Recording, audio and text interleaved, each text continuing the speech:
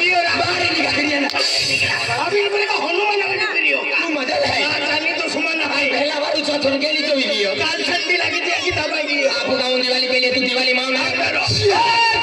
बोल शिवाजी काम किया किया सुपज माता जी बेटा किया किया बाछा गुरुपाल बेटा किया पण भागवत मेरी शादी काली भंगड़ के छोरे मरने तू भंगड़ का खीरा अरे भंगड़ की कहानी चला के भंगड़ का नहीं तो भंगड़ नहीं आएगा बात है टीम ट्रैक्टर फिर का तो दिन खेत बांधल है वो भी एक ही भंगड़ होती का वो भी भंगड़ होती काटी का डोली पे छोड़ी छोड़ी मारो दे अंतु पहले गोरी गोरी हुई जा भगवान दिया लोई थोड़ी तू दिवाली आओ शिवाजी का आओ सुबह दादा आओ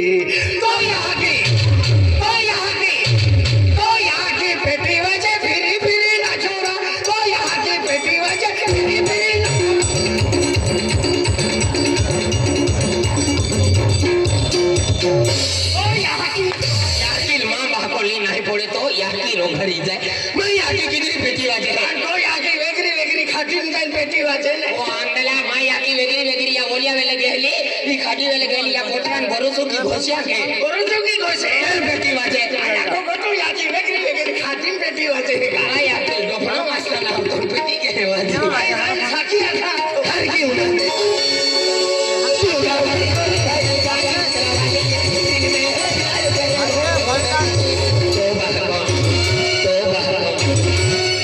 सिर झुकता ने कोटो मामा कभी रुकता ने चिंग तपाक डांडा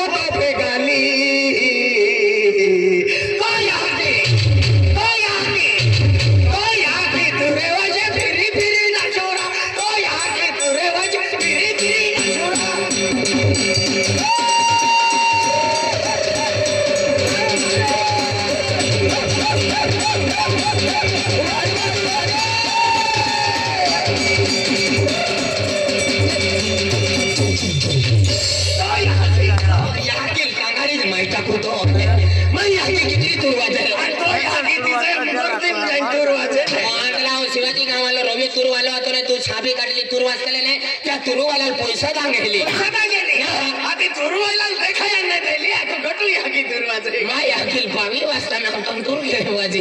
तू दिवाळी आवा आहे ना आवा